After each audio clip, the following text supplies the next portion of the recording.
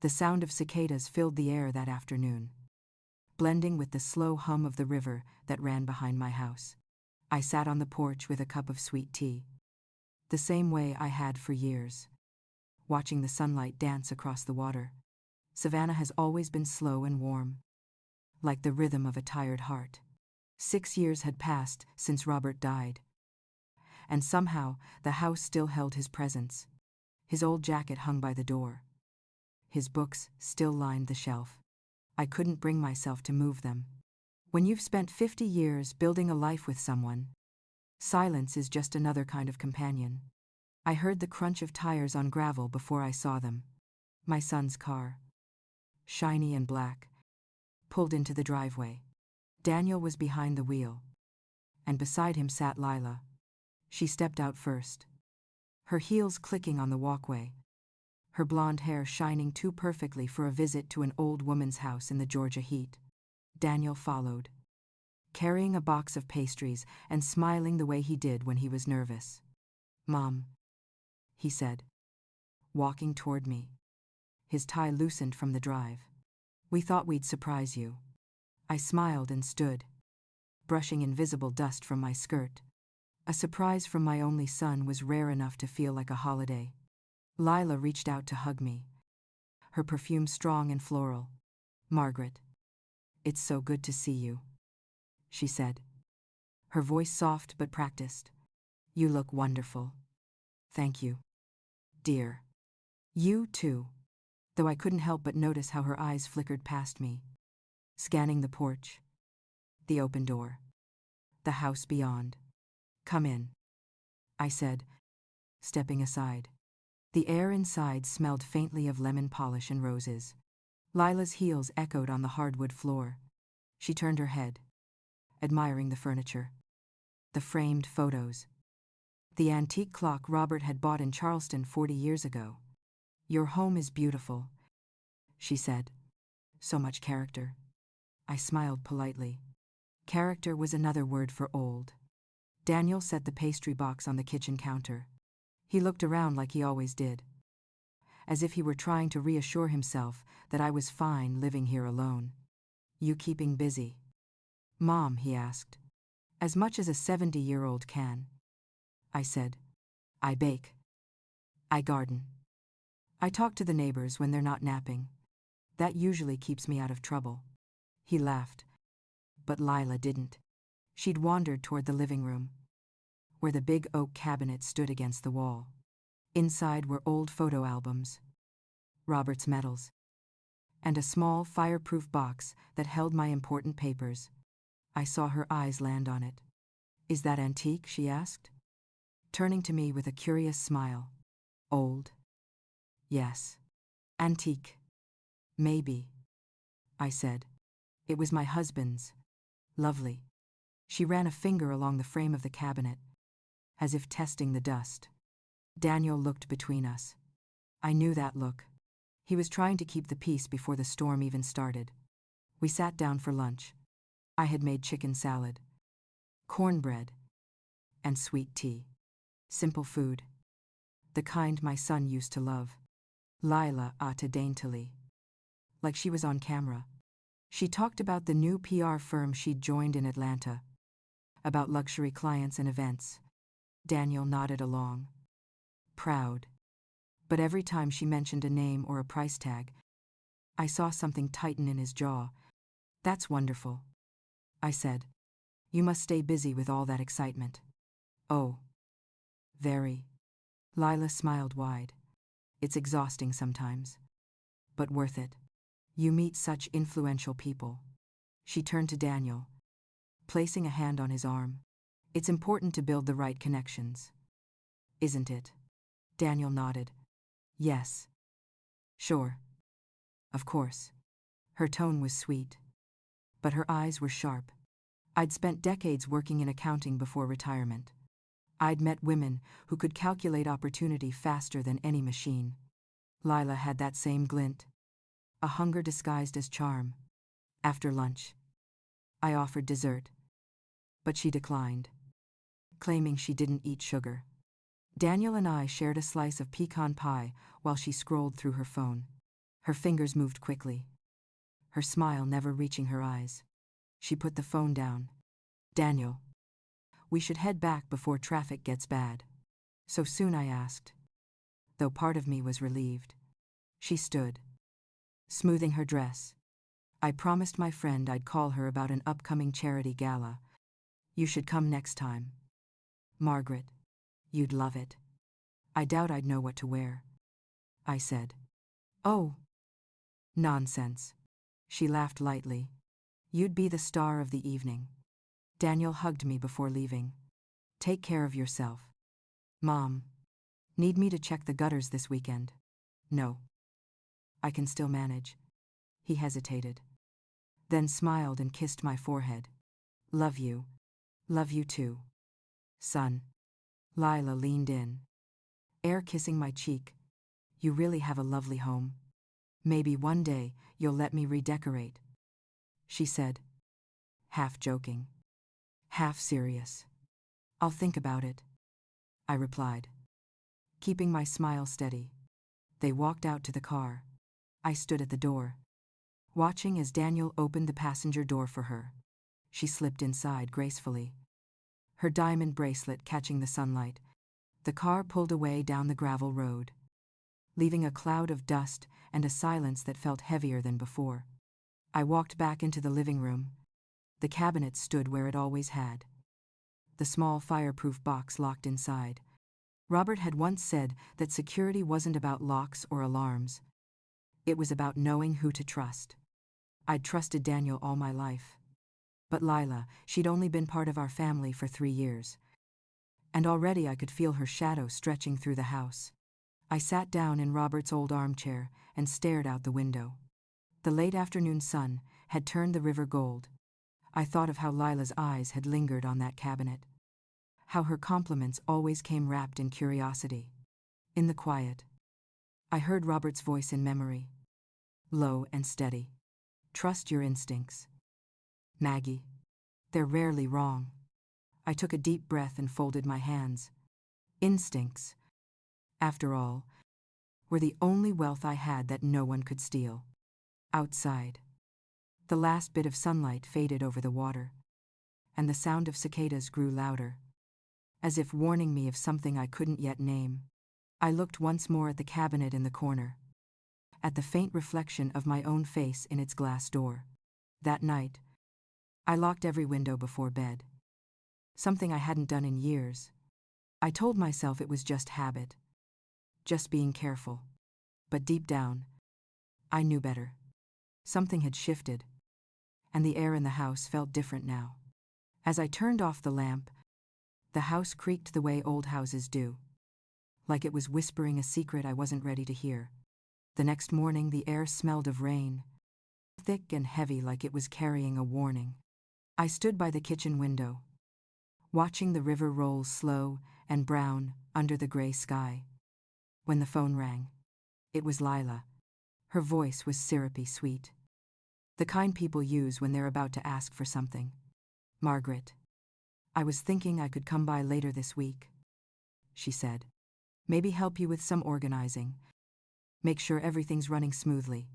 That's kind of you, I said, stirring my coffee. But I'm all right. Everything's in its place. Oh, I know. But I just thought it might be nice to spend more time together. You know, like family. I hesitated. Family. It was a word that used to feel warm. Now, it sounded rehearsed. Come if you like, I said finally, keeping my tone even.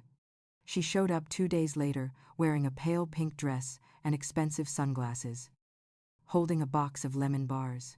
She walked in like she owned the sunlight. The way she looked around the house made me uneasy, but I smiled anyway. Southern manners never die. Even when suspicion starts to grow. She set the lemon bars on the counter. I thought you might like something sweet, she said. Thank you, I replied. I made tea if you want some. She followed me into the kitchen, heels clicking. Oh, I'd love that. You must tell me what bank you use. Margaret, I've been thinking about setting up a savings account for Daniel and me. And you always seem so organized. I looked at her, wondering if she realized how transparent she was. I've been with First Savannah Credit Union for years, I said, handing her a cup. They've treated me well. That's the one Daniel mentioned, she said casually. Do they handle investments too? They can. But I'm not much for gambling. I like to see my money where I can touch it. Leela smiled, but it didn't reach her eyes. You're very wise. I hope Daniel and I can be as secure one day. She stayed for 2 hours, talking mostly about herself, her work, her plans. Every few minutes, she'd glance toward the living room like she could hear that cabinet calling her name. When she finally left, she hugged me tightly and whispered, "We should have lunch next week. I'll call you." I nodded. But when the door closed, I locked it behind her. Over the next month, she came by often, always with some excuse. To drop off leftovers, to show me photos from an event, to help me file old papers. Once, while I was outside tending my roses, she went back into the house to grab some water. When I came in, the cabinet door was ajar. "Lose something?" she asked when she saw me looking. "No," I said, though my heart was beating fast. "Just making sure the hinges aren't getting loose." She laughed lightly and walked to the door, her perfume lingering long after she'd gone. That night, I sat at the kitchen table with Robert's old checkbook in front of me. The numbers didn't lie. A few small withdrawals I didn't remember making. Nothing large enough to sound alarms, but enough to make me uneasy. I wrote down each date, each amount, and decided to visit Helen Moore at the bank the next day. Helen had been my friend for 30 years. She was sharp and straightforward, the kind of woman who saw through people the moment they walked in the room. "You think someone's been poking around your accounts?" she asked, when I told her. "I just want to be sure," I said. She clicked through the records on her screen. "Looks like there were a couple of joint authorization forms filed last month. It shows Daniel's signature. You didn't add him, did you?" "No," I said, a chill running through me. She frowned. "It's legitimate on paper. Maggie, if he signed, the bank assumes it's fine." I thanked her, told her to keep it quiet, and drove home with the windows down, hoping the wind would clear my thoughts. Daniel wouldn't do something like that. He was kind, honest. He'd been raised better. But the image of Lila's smile kept pushing its way to the front of my mind. The following Sunday, they invited me to dinner at their house in Atlanta. I almost said no, but curiosity won. I brought a bottle of wine Robert used to like and wore my nicest blue dress. Lila greeted me at the door, dazzling as always, and pulled me into a hug that felt more like a performance. "Margaret, this is such a treat," she said. "Daniel's been talking about you all week." Daniel smiled awkwardly. "I've missed you, Mom." The table was set perfectly. Lila had cooked salmon and asparagus, and she decorated the dining room with silver candles that flickered against the glass cabinets. Everything about the evening was beautiful, almost too much. During dinner, Lila kept steering the conversation toward money again. "Daniel, we should really think about investing in that property near Midtown," she said. "Prices are going up fast." "Maybe," he replied carefully. "Let me look at the details first." She turned to me. "Margaret, you'd know about these things.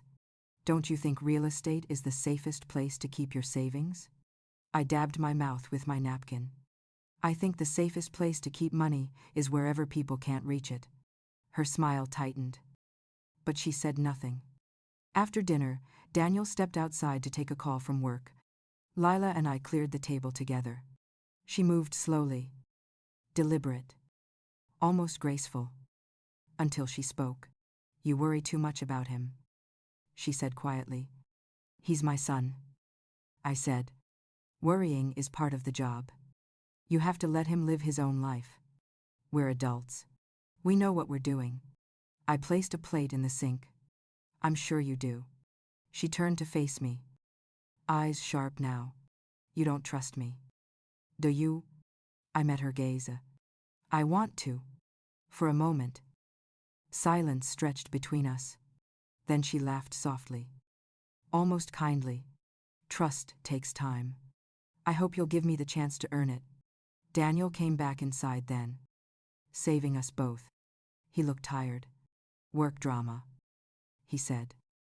Sitting down, Lila kissed his cheek. A perfect picture of devotion. I left soon after, hugging Daniel tightly and thanking Lila for dinner. As I walked down the driveway, I caught sight of them through the window. She was talking fast, hands moving, and he just nodded. Eyes down. The drive home felt longer than usual. Streetlights blurred past like ghosts. And I could still hear her words in my head. Trust takes time. When I pulled into my driveway, I noticed the mailbox flag was up. Inside was an envelope from the bank addressed to me. The paper was smooth and official, and the numbers printed on it made my stomach twist. Another withdrawal. Larger this time. I stood there under the porch light. The cicadas humming again. The night thick with heat. Maybe it was all just a mistake, I told myself. But deep down, something in me already knew better. I folded the paper, slipped it into my pocket, and looked toward the dark line of trees beyond the yard. Somewhere out there. Thunder was rolling in. Rain started before sunrise. Soft at first, then steady. Like the sky was trying to wash something clean. I sat at the kitchen table with that envelope from the bank, spread open in front of me. The numbers looked worse under the light. Another withdrawal. Nearly $20,000. And again, the signature line that read, Daniel Lawson. I rubbed my temples, breathing slow. My son's handwriting had always leaned right. Neat and careful. This one was exactly the same. It had to be real. I poured myself a cup of coffee and watched the river through the window.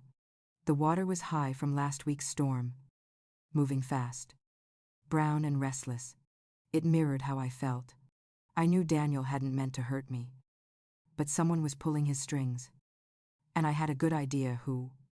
At 10, I drove to the bank in town. Helen met me in her office, her reading glasses hanging from a chain around her neck. She looked at me. Then the papers. Maggie. I checked again. It's all in order. Daniel's signature is verified. The funds were moved into an account under both your names. Both. I repeated. So she has access too. Helen hesitated. Technically, yes. If Daniel authorized her on that account, she can withdraw. I felt my chest tighten. He wouldn't have done that knowingly. Helen leaned back. You're not the first mother to run into this. You know, people trust family. Sometimes that's the mistake. I smiled faintly, though my stomach churned. Thank you. Helen. I'll handle it. When I left the bank, the rain had stopped, and the air smelled of wet asphalt. I drove home slowly, trying to calm the anger pressing at my ribs. By the time I parked, I had decided to see them. Not accuse. Not yet. Just look Daniel in the eye and listen. Their townhouse in Atlanta sat on a quiet street lined with magnolia trees. Lila opened the door before I could knock twice. Her hair was perfect as always. Her lipstick a little too bright for afternoon. Margaret. What a surprise. Daniel's at work. But come in. I stepped inside, ignoring the perfume that filled the air. I won't stay long, I said. I just wanted to ask about some financial papers. Her smile wavered. Papers? Yes. From the bank. She tilted her head. Feigning innocence. Oh. I think Daniel mentioned something about updating accounts. You know how banks love their forms. I nodded slowly. May I see the paperwork? I don't think we kept copies, she said quickly, brushing a strand of hair behind her ear. But I'm sure everything's fine. Daniel handles it. Her tone had shifted, polite, but guarded. I could tell she wanted me gone. Tell him to call me tonight, I said, turning to leave. Of course, she said, following me to the door. Her smile was too sweet.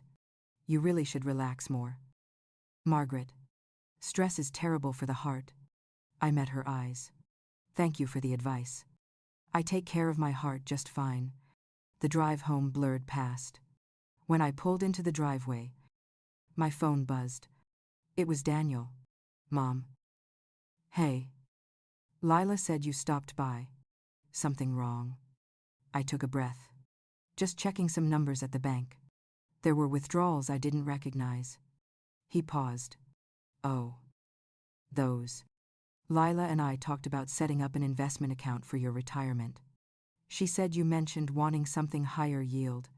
I gripped the steering wheel. I never said that. Daniel. You know I don't risk money I need. He sighed. Maybe there was a misunderstanding. I'll look into it. I promise. Please do. I said softly. And be careful. Son. Not everyone means well. He tried to laugh it off. Mom. Lila wouldn't hurt you. I wanted to believe him. After we hung up, I sat in the car until the sun dipped low behind the trees. I thought about Robert. How he used to say that trust was like glass. Easy to see through, but easy to shatter. I had a feeling mine was about to break. That night, I couldn't sleep. I kept hearing her voice in my head. That honeyed tone telling me to relax. I got up, made tea, and sat by the window. The moon reflected off the river like a blade.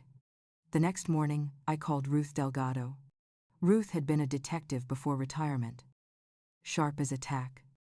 Tougher than any man I'd ever known. She lived 2 streets over and had been my friend since our kids were in grade school. Maggie. What's going on? She asked when she answered. I told her everything. The withdrawals. The signatures. Lila's visits. She listened without interrupting. When I finished, she said, Want me to look into her? I hesitated. I don't want to cause trouble. Ruth. Honey, she said. Trouble's already here. Let me do some quiet checking. All right. Just be careful. Always. Over the next few days I tried to keep busy. I cleaned the pantry. Trimmed the rose bushes. Cooked more than I could eat. But my mind kept circling back to Daniel. To how tired he'd looked lately. The way he avoided my eyes. By Thursday, Ruth called. Got something for you, she said. You might want to sit down. She came over that afternoon. Her raincoat still dripping from a sudden storm. She handed me a small folder. Inside were photos. Lila sitting in a cafe downtown. Laughing across the table from a man I didn't recognize. Younger than Daniel. Tall. With dark hair and a camera slung over his shoulder. Ruth flipped another photo. Same two. Different day. This time, they were holding hands. Who is he? I asked. My voice quiet. Name's Ethan Blackwell. Freelance photographer. Known for chasing clients with money and women with access to it. I closed the folder slowly. My stomach dropped. But my face stayed still. I'd spent a lifetime learning how to hide what I felt. You sure about this? I asked. As sure as I've ever been. Ruth said. I'll dig more if you want. No. This is enough for now. She studied me for a moment. You're too calm. I smiled faintly. I'm thinking. After she left. I sat for a long time. The photos on the table beside my untouched tea. Outside. The rain had started again. Soft at first. Then harder. I thought of Daniel. Of how much he'd trusted Lila. How proud he'd been to bring her into our family. I thought of all the quiet afternoons she'd spent in my house. Asking questions. Watching. Planning. For the first time in a long while, I felt something colder than grief. It was resolve. I gathered the papers and photos into a single folder, tied it with string, and placed it in Robert's old cabinet. As I closed the door, I whispered, "You always told me to be ready." The river outside had turned dark under the storm. I stood there listening to it, steady and unstoppable. And I knew that the next time Lila Harding Lawson set foot in this house, she'd find a woman ready for her. The storm passed overnight, leaving the air damp and heavy. By morning, the yard was a mess of fallen branches and slick grass. But the river had calmed. I made myself coffee and sat at the table, the folder still in front of me. Every photo, every bank statement, every quiet betrayal stared back like a mirror I didn't ask for. I knew what I had to do next, though I hated that it involved my own son. Daniel came by that afternoon, unexpected as usual, holding a box of donuts like peace offerings. "Morning, Mom," he said. His smile small but tired. "Thought I'd check in." "That's kind of you," I replied, taking the box. He looked thinner, pale around the edges. His eyes darted to the cabinet, then back to me. "You all right?" he asked. "You sound quiet on the phone lately." "I'm fine," I said. "Sit. Have coffee. We'll talk." He sat down, the wood creaking under his weight. I poured him a cup and slid it across. For a few moments, we just listened to the hum of the refrigerator and the faint rustle of the trees outside. "Daniel," I said finally, "I need you to tell me the truth about those withdrawals." He froze, his hand tightening around the cup. "What withdrawals?" "The ones from my account. The ones you signed for." He looked confused, then worried. "Lila said you wanted her to help manage your investments. She showed me the papers. I didn't read everything. I just signed where she told me." I closed my eyes for a second, fighting back anger. "Son, did you even ask what you were signing?" He shook his head. "I trusted her. She said it was just a formality." I leaned back. "Lila's been seeing someone." The words landed like stones between us. "What are you talking about?" he asked, his voice sharp. I took the folder from the cabinet and set it on the table. "She's been meeting a man named Ethan Blackwell. He's a photographer." I didn't want to believe it, but it's all there. He hesitated, then opened the folder. Each photo seemed to drain the color from his face. When he reached the one where they were holding hands, he set it down. "That's her dress," he whispered. "From the night she said she had a client dinner." "I'm sorry," I said softly. He ran a hand through his hair, his voice trembling. "I don't understand. Why would she do this?" "Because she's after money." "Daniel, my money. Your trust." "Maybe both." He looked up, eyes glassy. "You think she forged my signature?" "I think she made you sign things you didn't understand." I said, "And she's already taken enough to hurt us both." He stared at the photos again, his hands shaking. "I'll confront her." "Not yet." My tone came out sharper than I intended. "You need proof she can't deny. She'll talk circles around you if you go unprepared." He rubbed his forehead. "What do you want me to do?" "Just act normal. Let her think you don't know. I'll handle the rest."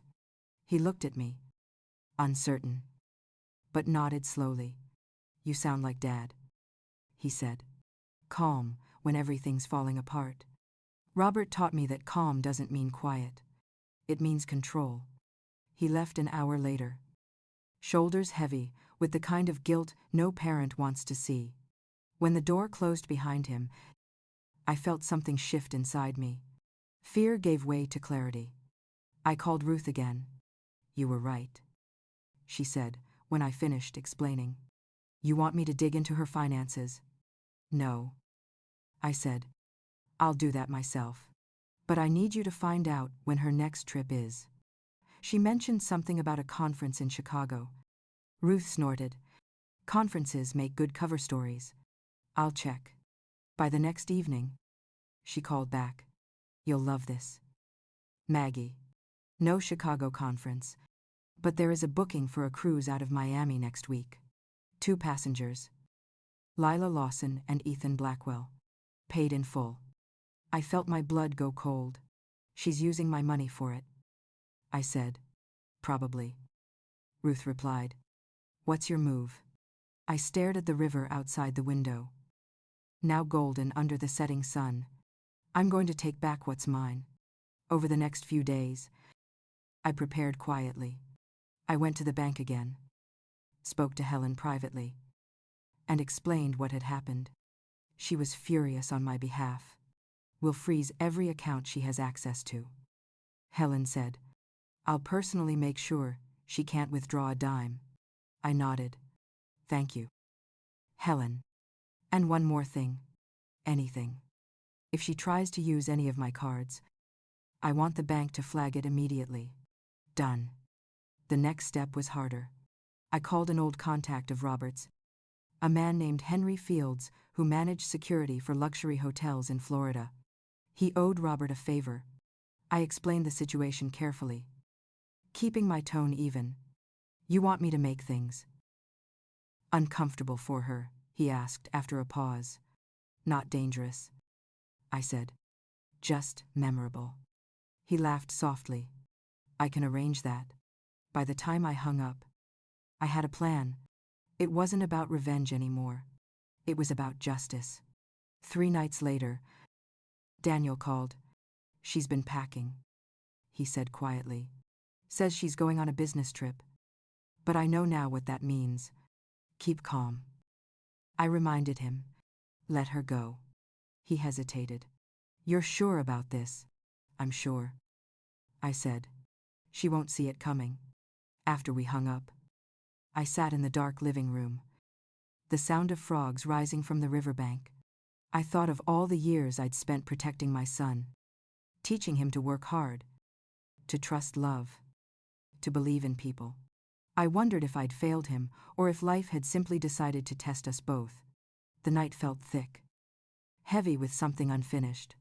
I stood, walked to the cabinet, and opened it. Inside was the folder, the photos, the proof of betrayal. I placed one hand on top of it and whispered, This ends with me. Outside, the first train of the evening passed, its horn echoing through the trees. I didn't move until the sound faded completely. I'd never been one for schemes, but I knew how to finish what others started. By morning, everything would be in motion. The accounts frozen, the hotel ready, the cruise already doomed to unravel before it began. And when Lila realized her golden life had crumbled, I'd be waiting. The sun broke through the clouds then, thin and bright.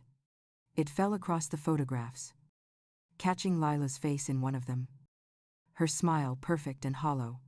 I picked up the picture, studied it, and slid it back into the folder. Then I closed the cabinet and turned the key. I brewed another pot of coffee, steady hands this time, and sat at the table. The river shimmered outside, calm again, but I knew better. Still, water always hides the current underneath. The morning came quiet and heavy, the kind of stillness that settles before something big changes. I woke up early, made coffee, and stood by the kitchen window. The mist from the river rolled over the yard like smoke. I'd slept only a few hours, but my mind was clear. Today was the day Lila would leave for her cruise. Daniel called just after 7. His voice was hollow, tired.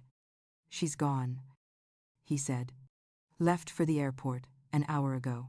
She kissed me goodbye like nothing was wrong. You did the right thing, I told him. Now let it play out. There was a pause. Mom, what if she finds out? What if she figures it out's all been frozen? Then she'll learn the kind of lesson money can't buy. He said nothing for a while.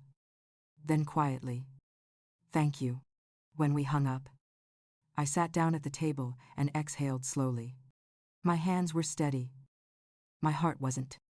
No mother dreams of the day she'll outmaneuver her son's wife. But some battles aren't chosen. They're inherited. By noon, I got the confirmation call from Henry Fields in Miami. He had checked them in personally at the Harbor View Hotel. Just as arranged. The suite was ready. The folder placed inside the safe. The code left for them at the front desk like a gift. He chuckled softly on the phone. You sure you want to see the recording? Ma'am. Yes. I said. I want every second. He promised to send me the video feed when it started. I thanked him. Hung up. And waited. The waiting was the worst part. The minutes stretched. The house too quiet. Every creak of the floor sounding like a whisper. Around 6 that evening, Ruth came by with 2 cups of soup from the diner. Thought you might need company, she said, sitting across from me. I smiled faintly. You always know. She stirred her soup. Henry told me what you set up. I've got to admit. Maggie. That's cold. Cold keeps people alive. I said. She chuckled. You've changed. Maybe. Or maybe I just stopped pretending to be soft. We sat in silence for a while. The sound of rain starting again outside. When my phone finally buzzed, I jumped.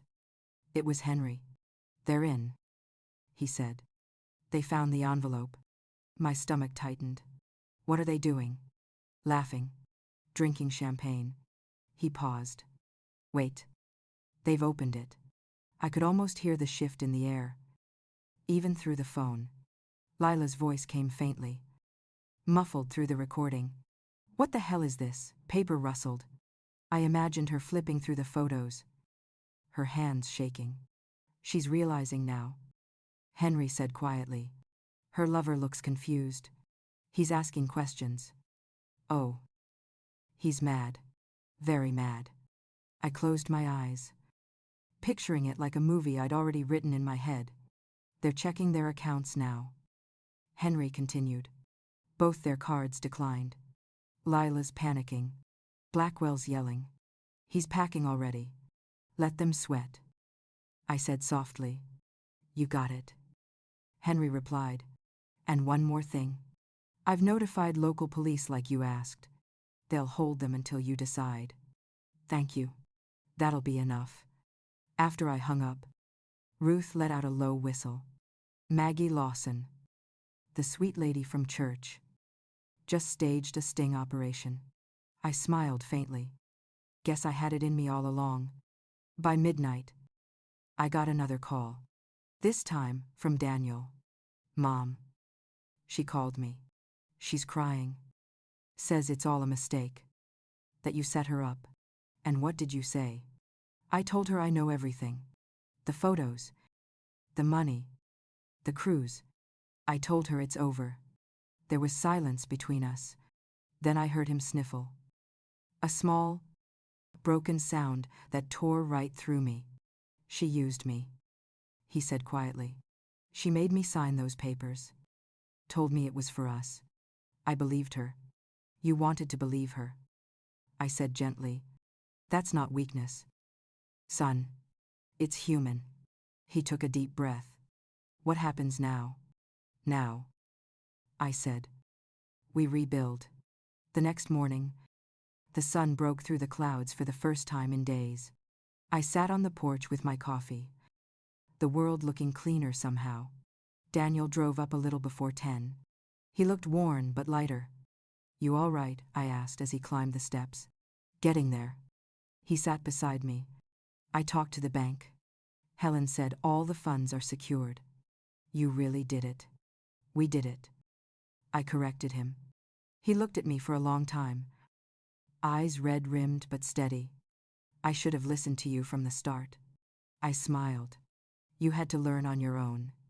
Some lessons only stick when they hurt. He nodded. I'll be moving back to Savannah for a while. Need time to think. Maybe fix the old house up a bit. That'd be nice. I said. He leaned back, looking at the river. You know. She said I was weak. You're not weak, Daniel. You just trusted the wrong person. That's not the same thing. We sat in silence for a while.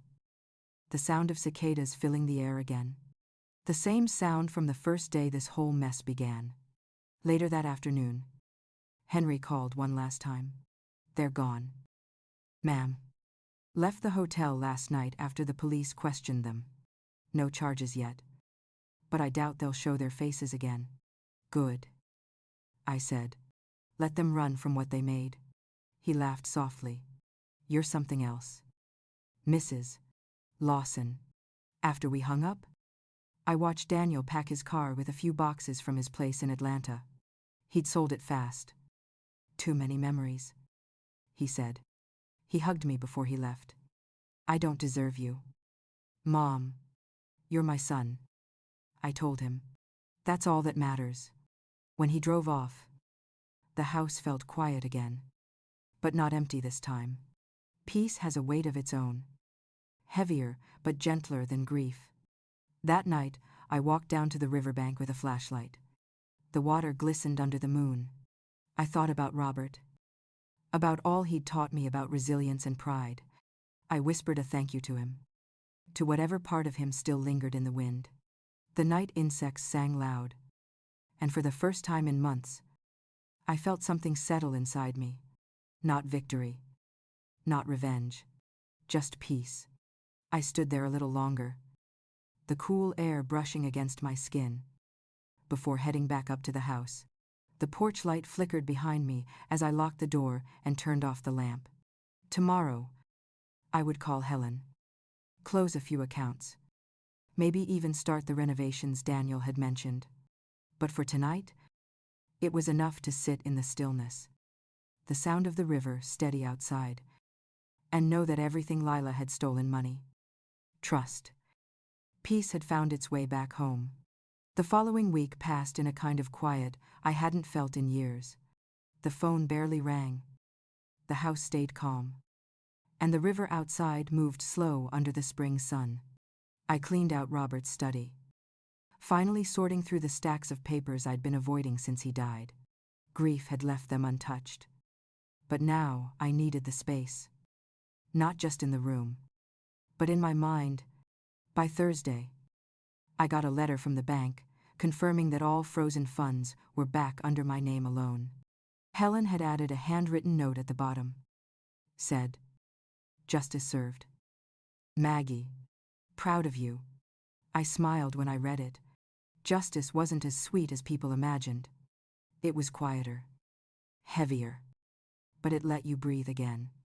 Later that afternoon, I heard the sound of a car pulling into the driveway.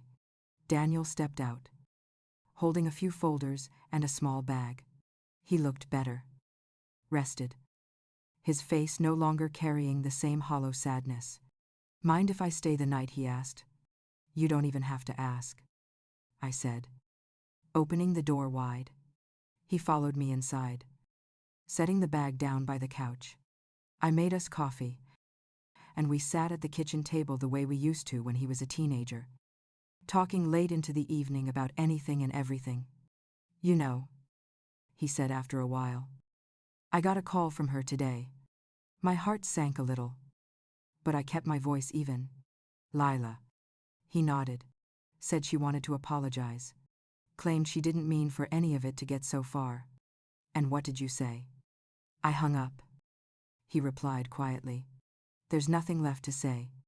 I reached over and placed my hand on his. That took strength. "Son, more than you realize." He stared at the mug in front of him. I keep asking myself how I didn't see it sooner. The signs were all there. "Love blinds us," I said. "It always has." He smiled faintly. "You sound like Dad." "Robert made plenty of mistakes too," I said. "But he always learned from them." After dinner, Daniel went to fix the leaky faucet in the guest bathroom. I stood in the doorway, watching him work, realizing he looked more like his father than I ever noticed before. Strong shoulders, calm focus, a quiet kind of determination that couldn't be shaken. Maybe this whole ordeal had carved something good into him after all. Later that night, we sat on the porch again. A soft breeze carrying the smell of honeysuckle from the fence. The cicadas hummed low. The air thick but peaceful. Daniel stared at the horizon. I'm thinking of starting over, he said. Maybe move somewhere smaller. Where to? I don't know yet. Maybe Charleston. There's a law firm there, looking for someone experienced in property disputes. It's not glamorous, but it's honest work.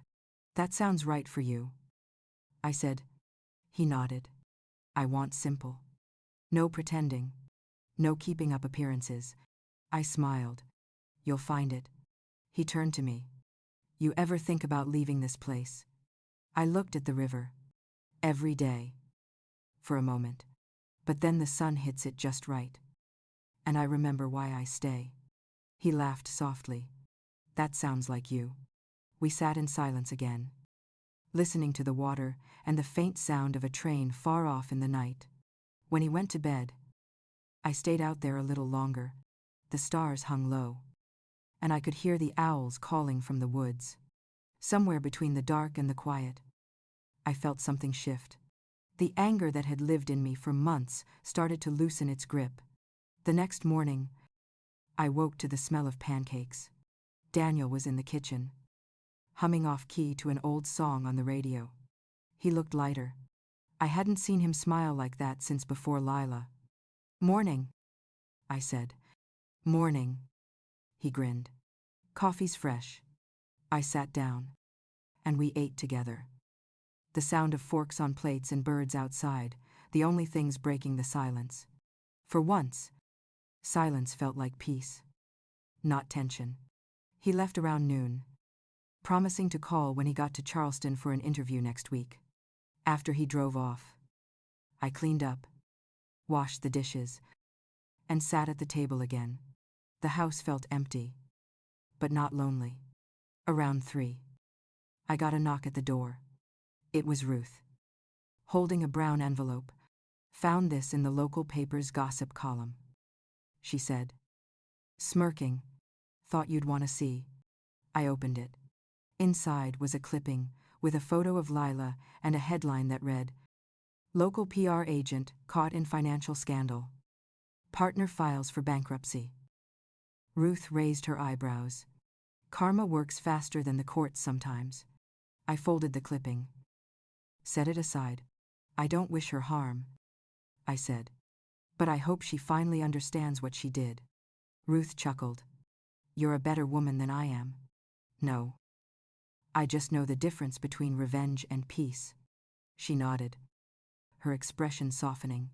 You sure you're okay? I am, I said honestly. For the first time in a while. After she left, I walked through the house, touching the old furniture, the photos on the wall, the familiar grooves on the stair rail. This house had seen everything. Love, loss, betrayal, forgiveness. It had held us through all of it. That evening, the sky turned gold over the water. I brewed a cup of tea and sat on the porch. The world quiet again, except for the crickets. I thought of Lila somewhere out there. Her fancy shoes now, walking roads less polished. I thought of Daniel, driving toward something new. And I thought of Robert, whose laughter still echoed in this place whenever the wind passed through. Peace doesn't come all at once. It arrives in small moments. Like this one. A cool breeze. A cup of tea. A heart no longer heavy. I leaned back in the chair, watching the last light fade from the trees. And for the first time in years, I didn't feel like I was waiting for anything. The past had finally finished its work. And the future, whatever it looked like, could take its time finding me. A week later, the house was quiet again, except for the ticking clock in the hallway.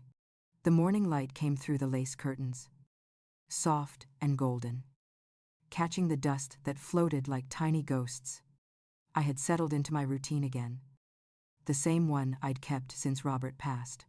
Coffee at 7, a walk to the mailbox, and a long hour of tending the roses before the heat got too much.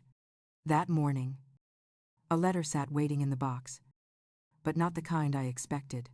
It had no return address. Just my name written in neat handwriting I didn't recognize. I stood there for a while, the paper warm from the sun, before I brought it inside and opened it carefully.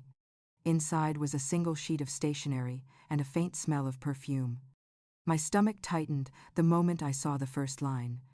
Maggie, I owe you an apology. It was from Lila. I sat down at the table, my heart beating slow but heavy, and read every word. She wrote that she was sorry, that she'd lost everything, that Ethan had left her stranded after the hotel incident. She said she had been desperate, that she didn't know how to start over. She claimed she'd been in love with Daniel, at least at first, and that greed had taken over before she could stop it. At the end, she asked for forgiveness. Please believe me, she wrote. I know I don't deserve it, but I wanted you to hear the truth from me. I folded the letter slowly, hands trembling, then read it again. The words were neat and calm, but something in them rang false. Too carefully chosen. I'd spent my whole life reading between the lines of people's stories, and I could feel the performance hiding beneath the apology. By afternoon, Ruth came by to drop off some garden tools she'd borrowed. She noticed the letter on the table and picked it up before I could stop her. Lila, she said, raising an eyebrow. I nodded. She's asking for forgiveness. Ruth let out a dry laugh. That woman could sell snow in July. What do you think? I don't know, I admitted. Part of me wants to tear it up. The other part wants to believe she actually feels something. Ruth leaned against the counter. You don't owe her anything. Maggie. Not forgiveness. Not peace. Not a single word back. Maybe not, I said. But if I don't forgive her, I'll keep carrying her around inside me. Ruth sighed. You've got more grace than I ever will. After she left, I walked out to the garden and sat by the rose bushes. The air smelled like earth and summer. I thought about what Lila had taken and what she'd lost in return. Sometimes karma didn't come as fire and thunder. Sometimes it came quietly, in the shape of loneliness. That night, I couldn't sleep. I got up, poured myself a glass of water, and looked out the window. The moonlight hit the river in thin silver lines. I thought of Lila, maybe sitting somewhere in a cheap apartment, alone, writing letters to ghosts. By morning, I made up my mind. I sat down at the table, pulled out a sheet of paper, and began to write. Lila, I received your letter. I hope you find peace. But forgiveness isn't a word I give lightly. You hurt my son and me deeply. And while I can wish you healing, I can't forget. Sometimes we don't get second chances. Sometimes living with what we've done is punishment enough. I signed my name, sealed the letter, and placed it on the counter. But after staring at it for a while, I didn't mail it. Instead, I tore it into small pieces and dropped them into the trash. She didn't need my words. She needed her own silence. The next few days came and went quietly. Daniel called from Charleston. He said he got the job. He sounded happier than I'd heard him in months. I could hear seagulls in the background and the sound of wind through palm trees. He said the air smelled like salt and freedom. I'm proud of you, I told him. He paused for a moment. I couldn't have done it without you. You did it because you finally believed you could, I said. After the call, I sat on the porch. The late afternoon sun warm on my skin. Across the river, a few kids were skipping stones. Their laughter carried on the wind, sharp and bright. And I found myself smiling. But that peace didn't last long. 2 days later, a black sedan pulled into my driveway. The man who stepped out wore a gray suit and a weary expression. He introduced himself as Officer Dean Porter, a detective from the Savannah Police Department. Sorry to bother you, Mrs. Lawson, he said. I'm here about a report filed by a Ms. Lila Harding. I felt the world tilt slightly. What kind of report? He cleared his throat. She's accusing you and your son of financial coercion and identity fraud. She claims you froze her assets and forged documents under false pretenses.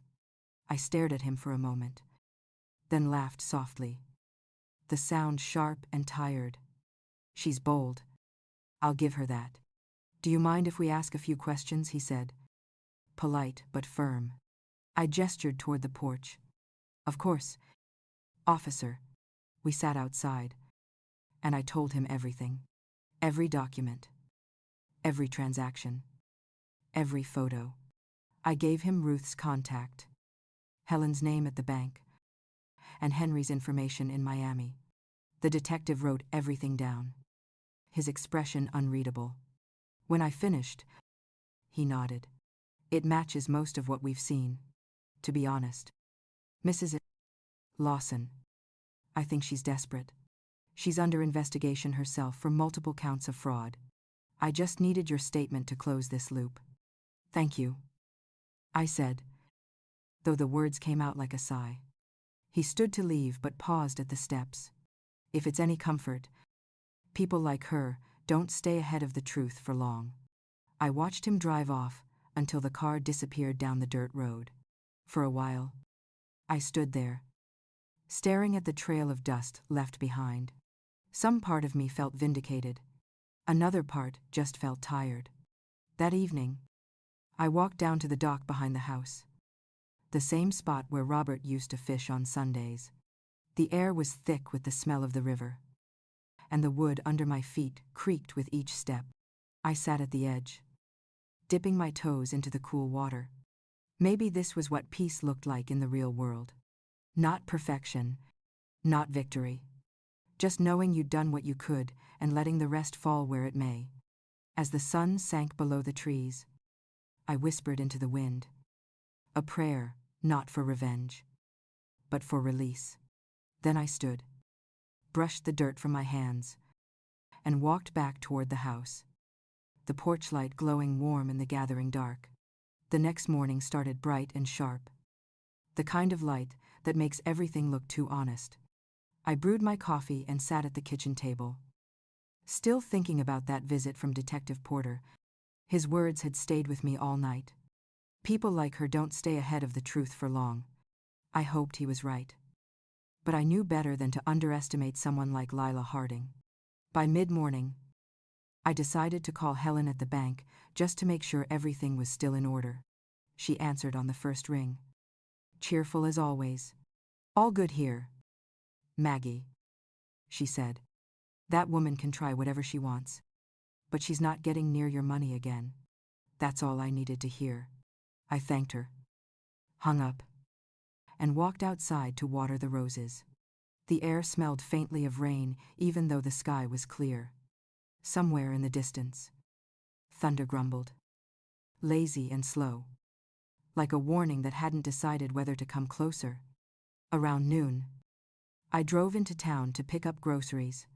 At the checkout line, I ran into Pastor Bennett's wife, Doris. She patted my hand gently.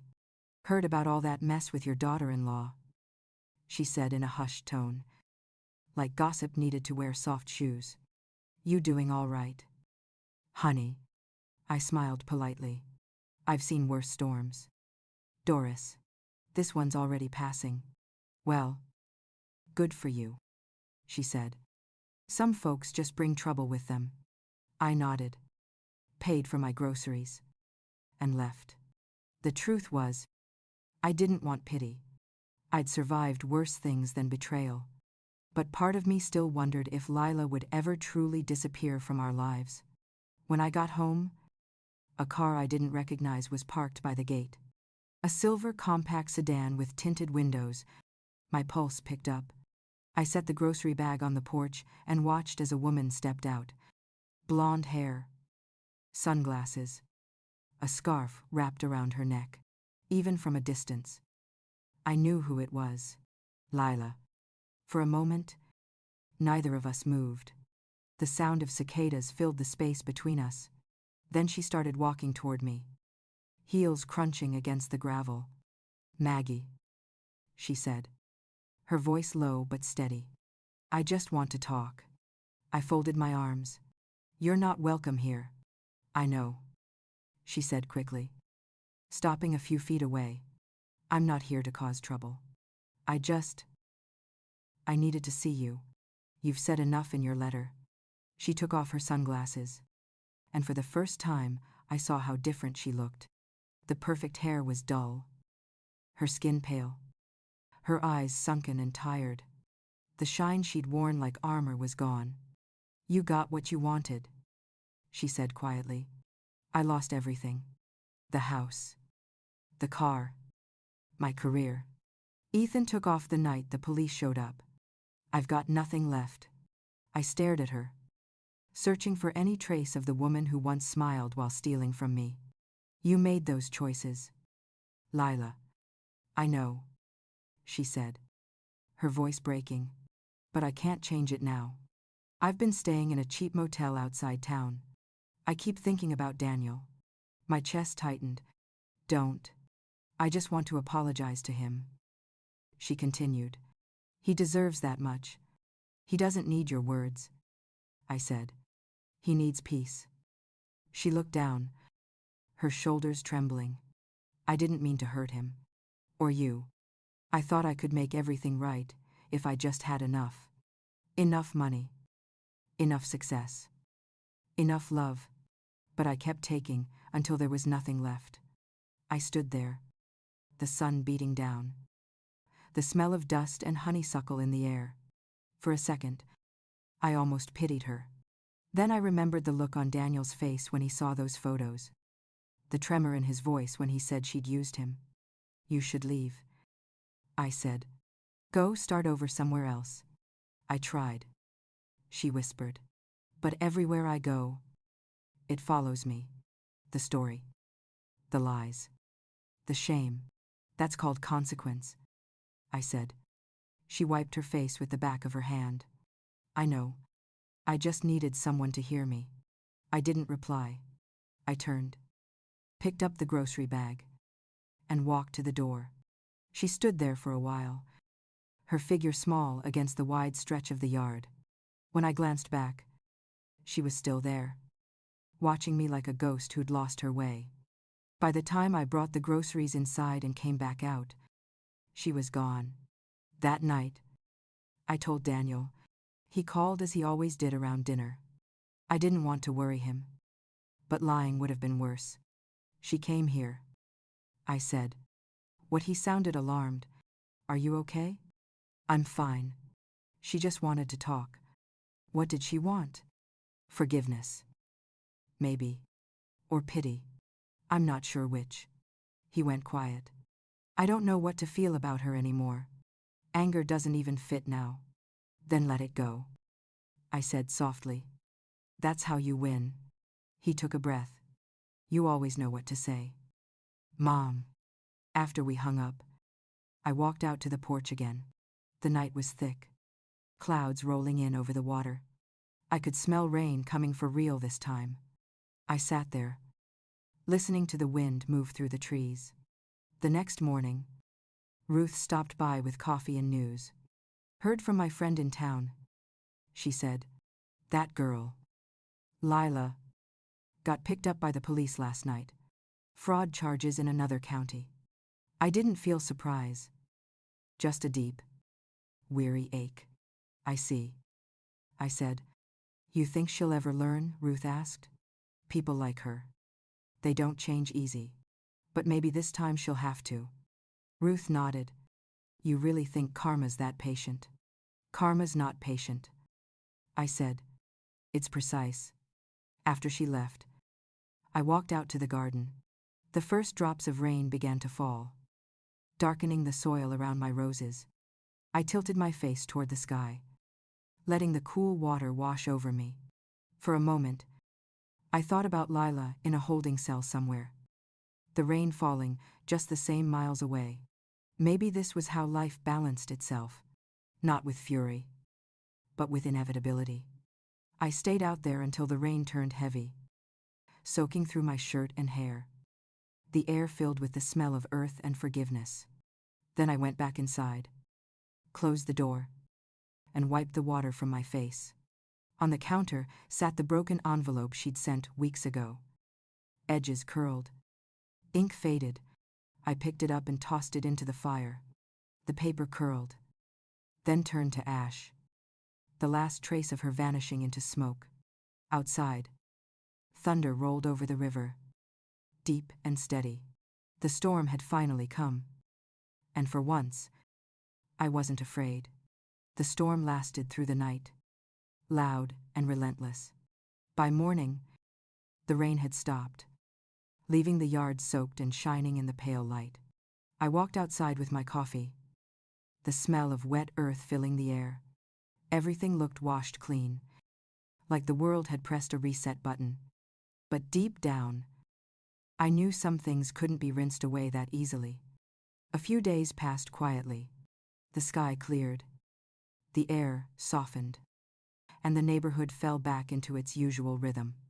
Daniel called every evening, his voice brighter each time.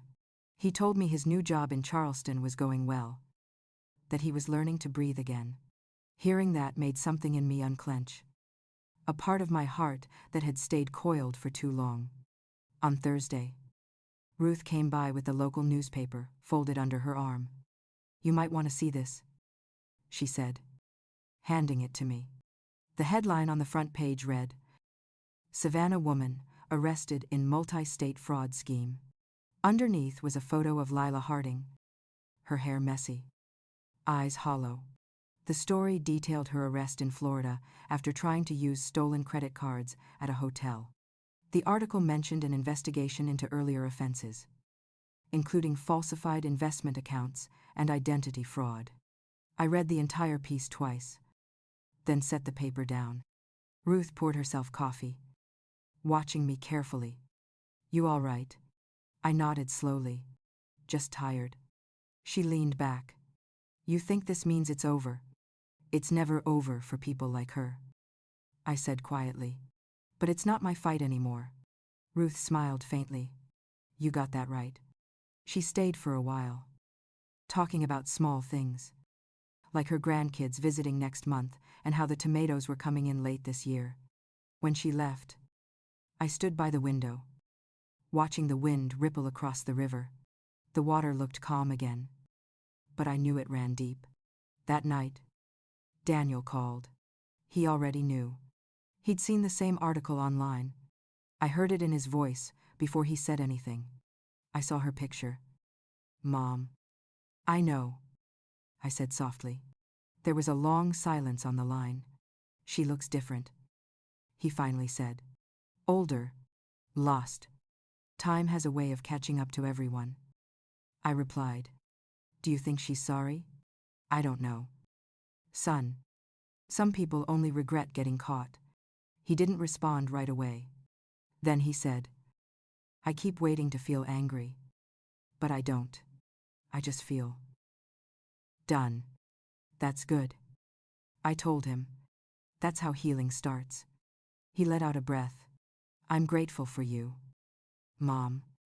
"I don't say that enough." "You don't have to," I said. "I already know." After we hung up, I sat in the quiet for a long time.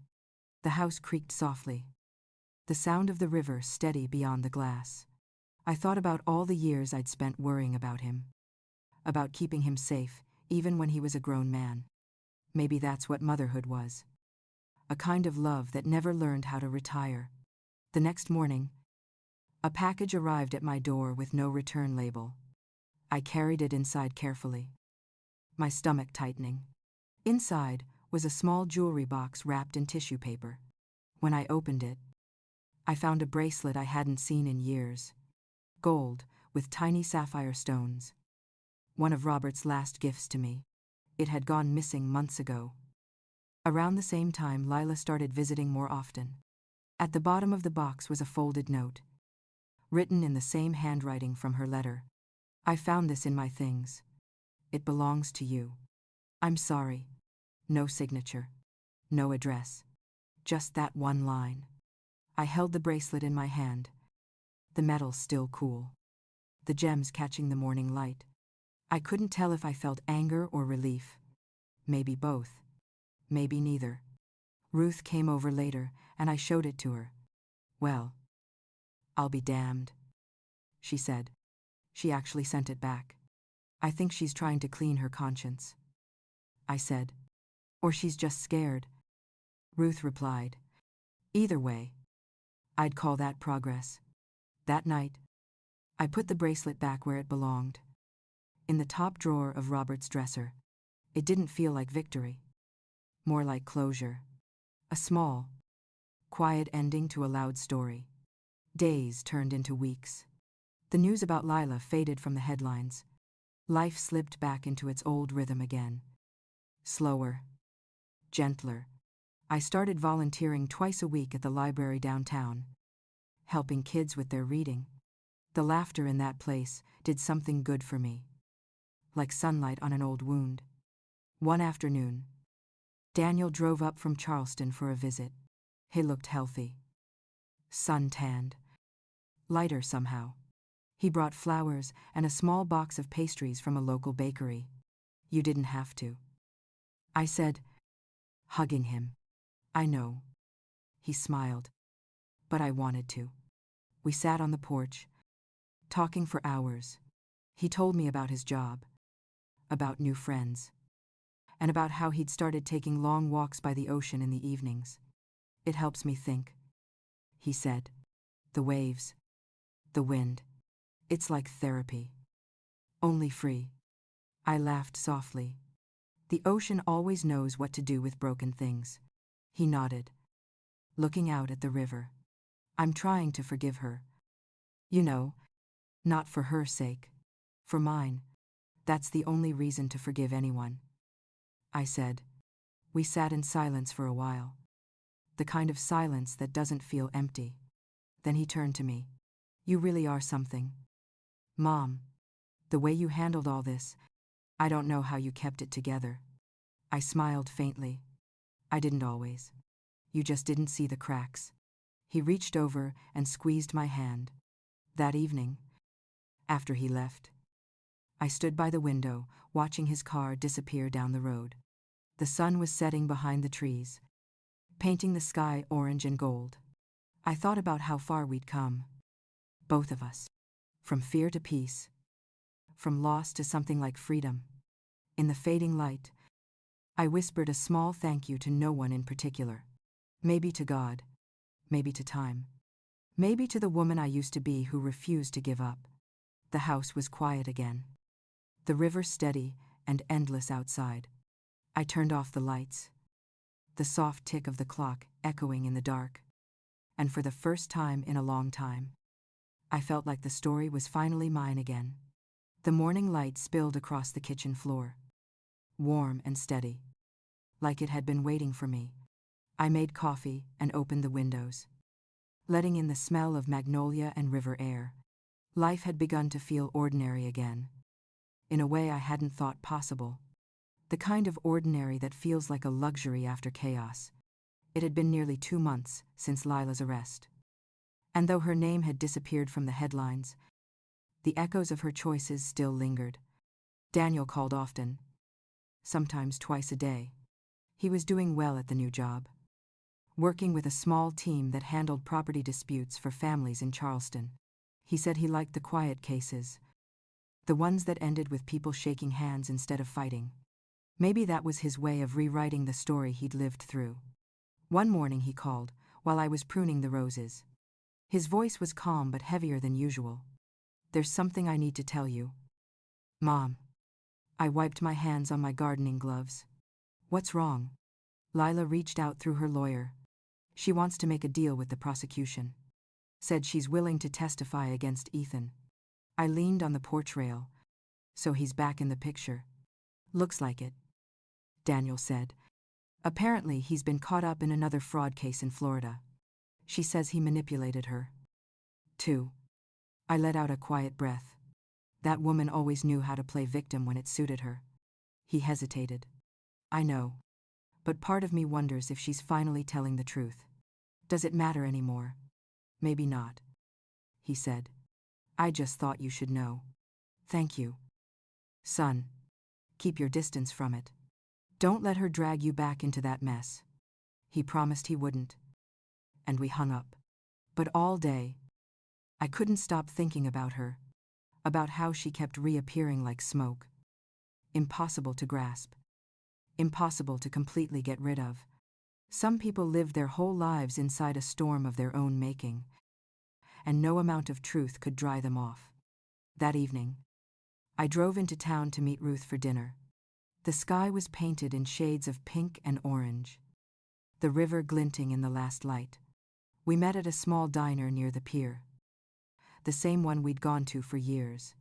Ruth ordered fried catfish, and I got the chicken plate. "You hear about her again?" Ruth asked, her voice casual but her eyes sharp. "Daniel told me. She's cutting a deal." Ruth snorted. "Of course she is. You think that girl could do a day in prison without trying to talk her way out?" I smiled faintly. "She'll find a way to make it sound noble. I'm sure." Ruth leaned closer. "Does it bother you that she's still out there? Making moves?" "It used to," I said. "But now, not really. I'm not chasing karma anymore. It has its own clock." She nodded, dipping her cornbread in sauce. "You always did know when to stop swinging." We talked about lighter things after that. Her grandkids. The new grocery store being built outside of town. A stray cat she'd started feeding on her porch. The normal rhythm of life had a way of healing things without fanfare. When I got home that night, the air was cool and still. I made tea and sat by the window. The moon reflected on the river like a soft, broken coin. I thought about Robert, how he would have handled all this. He would have said forgiveness isn't about forgetting. It's about refusing to let someone else's poison stay in your bloodstream. The next week passed quietly until Daniel called again on Friday morning.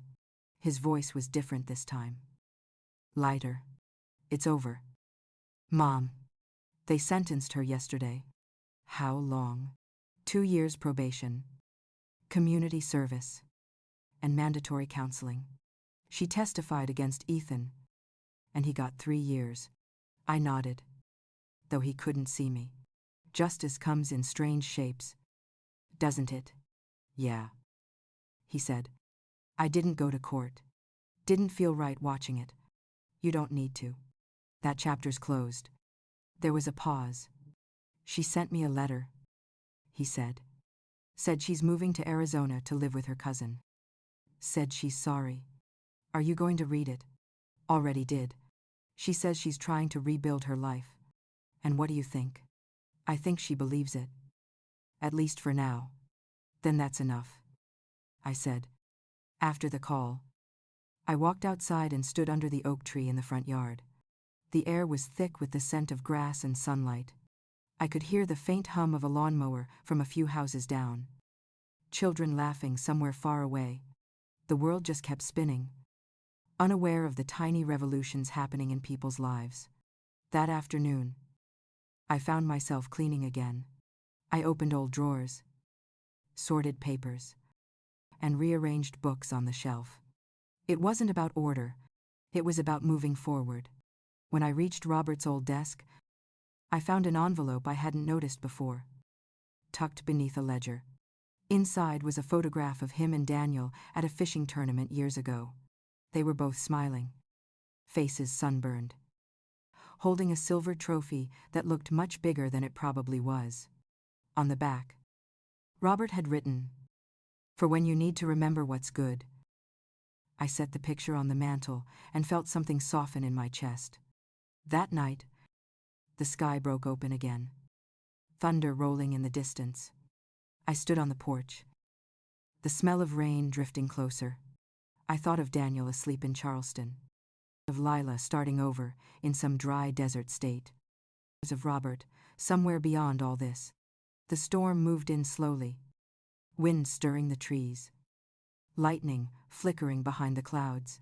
When the first drops began to fall, I didn't move. I let the rain touch my face, cool and clean, washing away the last of whatever bitterness had lingered. I wasn't angry anymore. I wasn't waiting for justice. I wasn't afraid. Inside, the clock chimed 8. The house was warm. the air thick with the scent of rain and the faint sweetness of the flowers I'd cut earlier. I closed the windows, turned off the lights, and sat in the dark for a moment, listening to the steady rhythm of the storm. It sounded like peace. By the time spring rolled back around, the world had settled into a rhythm I could finally trust. The storms had stopped coming so often, and the river behind the house flowed steady and clear again. Daniel drove down from Charleston one Friday morning, his car full of boxes and a grin that stretched from ear to ear. He'd been promoted, he said. Something about handling more clients. But I could tell the real reason he was happy was simpler. He looked free. We spent that weekend repainting the old cafe building downtown, the one that used to belong to a friend of Robert's before it sat empty for years. Daniel had bought it a few months earlier, said he wanted to start something that felt meaningful, something small and honest. He called it Second Chance Cafe. The name made me smile the first time I heard it. And it still did every time I said it out loud. The morning we opened, the air smelled like fresh paint and cinnamon rolls. Daniel was behind the counter, fussing with the espresso machine while I arranged flowers on the tables. Ruth showed up early, carrying a basket of muffins, and Helen came soon after, insisting on paying double for her coffee for good luck. The place filled up faster than either of us expected. Neighbors, old friends, even strangers wandered in, drawn by the smell and the chatter spilling out onto the street. You really did it, I told Daniel when we finally had a quiet moment. He wiped his hands on a towel and smiled. We did it, Mom. I looked around at the laughter, the clinking of cups, the sunlight pouring through the big front windows. For the first time in years, I felt completely present, like my life wasn't just something I was surviving, but something I was living again. Later that afternoon, while Daniel handled customers, I sat at one of the corner tables with Ruth and Helen. We talked about everything and nothing, like old women do when they've earned the right to take their time. So what are you going to do now that peace is finally here? Ruth asked. I laughed. Maybe plant more roses. Maybe start painting again. Helen raised an eyebrow. You painting? Why not? I said. I used to love it. Life just got too loud. Ruth smiled. It's quiet enough now. She was right. For once. There was no plan to make. No problem to fix. Just days to fill however I pleased. As the sun started dipping low, the cafe emptied out little by little. Daniel flipped the sign on the door to closed and sat beside me with a tired grin. He poured 2 cups of coffee and handed me one. To second chances, he said. To lessons learned, I added. We clinked our cups together and drank in silence. It was later that week, when the past tried to whisper again. I got a call from an unfamiliar number one morning, and against my better judgment, I answered. It was Victoria Hale, a woman I'd met briefly at a charity event years ago. Her voice was shaky. Margaret, I don't know who else to call. You remember that photographer you once warned me about, Ethan something? I felt a chill even though the day was warm. Blackwell, I said. That's him, she replied. He's been arrested again. Tried to scam a friend of mine in Jacksonville. Turns out he's been doing it for years. I closed my eyes for a moment, listening to the hum of the refrigerator. I'm sorry to hear that, Victoria. She sighed. You were right about him. About people like that. I wish I'd listened sooner. There's no shame in hope, I said softly. We all want to believe in something good. We talked for a while. And when the call ended, I stood for a long time staring out the window. The morning light glinted off the cafe sign across the street. The words "second chance" shining in the glass. Maybe even the worst people didn't escape the truth forever. Maybe karma wasn't as slow as it seemed. That afternoon, Daniel brought me lunch at the cafe. A sandwich and sweet tea. He set them on the counter with a smile. The local paper's coming to do a story next week, he said, about small businesses run by families. I grinned. You better wear a clean shirt then. He laughed. You think they'll ask about everything that happened? If they do, tell them the truth. Just not every detail. Some stories belong to us alone. He nodded. Thoughtful. You ever think about what Dad would say if he saw all this? I smiled. He'd probably complain about the price of coffee beans. Daniel laughed. And for a moment, the sound filled the room with something light and familiar. That evening, after closing, I stayed behind while Daniel locked up. The street outside was quiet, bathed in the soft orange glow of the setting sun. I wiped down the tables, straightened the chairs, and turned off the lights one by one. The smell of coffee still lingered in the air. Before I left, I stood by the window and looked out across the street toward the river. The water reflected the last bit of daylight, calm and endless. I could almost hear Robert's voice, warm and steady, telling me that everything had finally come full circle. When Daniel came up beside me, keys in hand, I reached for his arm. You did good, son, I said. So did you, Mom. We walked to the car together, the night air cool and sweet. The cafe lights glowed behind us, a soft promise against the dark. On the drive home, Daniel hummed along with the radio, and I let the music wash over me.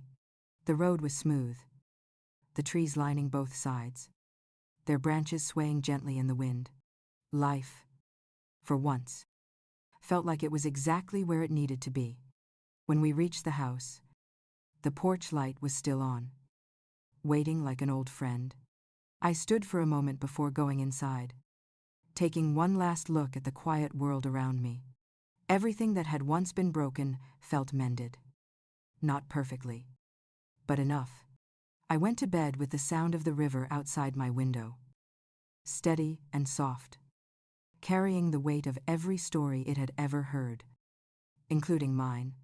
The next morning, the sun rose slow over the river, painting the water in gold. I sat on the porch with my coffee, the air still cool and sweet, the kind that only comes at the start of a southern spring. Birds hopped along the railing, bold and curious, and I felt that quiet kind of peace that doesn't demand attention, just steady, like breathing. Daniel had left early to meet the reporter for the cafe story. I watched his car pull away, the tires crunching on the gravel, and felt that familiar tug of pride mixed with something softer. My boy had walked through fire and come out cleaner on the other side. I smiled, thinking how Robert would have teased him for finally learning how to make good coffee. After breakfast, I wandered down to the dock behind the house. The water shimmered, smooth as glass. A few fishermen were already out, their boats small dots drifting in the distance. I trailed my fingers across the wooden rail, remembering the days when Robert and I used to come down here at sunrise, just to listen to the world wake up. He used to say the river always told the truth, that you could see everything in it if you looked long enough. I hadn't believed him then. I think I do now. The mail came just before noon. Bills, a few flyers, and one envelope from Charleston. Daniel had written me a short note, handwritten like when he was a kid. He said the cafe was doing better than they ever hoped, that people came, not just for the food, but for the feeling. He wrote that one woman had stopped him on the sidewalk to say that Second Chance Cafe had become a place where people forgave themselves. That line stayed with me. I folded the letter and slipped it into the old wooden box on the shelf beside Robert's fishing trophies. It was full of little pieces of life like that, things that reminded me the world could break and still find ways to mend. That evening, the air grew warm again, and I decided to walk into town. The sky was wide and streaked with orange as I crossed the bridge into Savannah. The cafe windows glowed ahead, full of laughter and the smell of fresh bread. I pushed open the door, and Daniel looked up from behind the counter, smiling the way only sons smile at mothers who never gave up on them. You came, he said, handing me a cup of coffee before I could even ask. I sat by the window while he worked. Ruth and Helen came in later, their chatter loud and full of life. I listened to them talk about everything, from garden gossip to some TV show they couldn't stop watching. The sound filled the space like music. Easy and familiar. At one point, I looked out through the window and saw a young couple sitting at the outdoor table. They were laughing. Heads bent close. Hands touching. For a second, I saw something of my younger self in that girl. All hope and trust and unguarded love. I smiled. Not bitterly, but with the quiet understanding that comes from living long enough to see both sides of every story. Later that night, after we closed, Daniel and I walked along the river. The lights from the bridge shimmered across the water. He told me about his plans to add a small bakery section to the cafe, to hire a few high school students for summer work. He wanted to give people a start, he said. A small step toward something better. That's a good idea. I told him. The world needs more second chances. He glanced at me. You think I've earned mine? You earned it the day you decided to be honest, I said. He nodded. Quiet for a while. You think Dad would be proud? I looked at the sky, where a few stars had begun to show. He already is. When we got home, I poured myself a glass of sweet tea and sat on the porch again. The air hummed with crickets. The night soft around me. I thought about everything that had happened. All the twists and turns that had led here. The betrayals. The heartbreak. The quiet revenge that never needed to be loud. I thought about Lila. Somewhere far away. Maybe trying to build something from the ruins. I didn't wish her harm. I only hoped she finally understood what it cost to take without giving back. The porch light flickered as the wind picked up.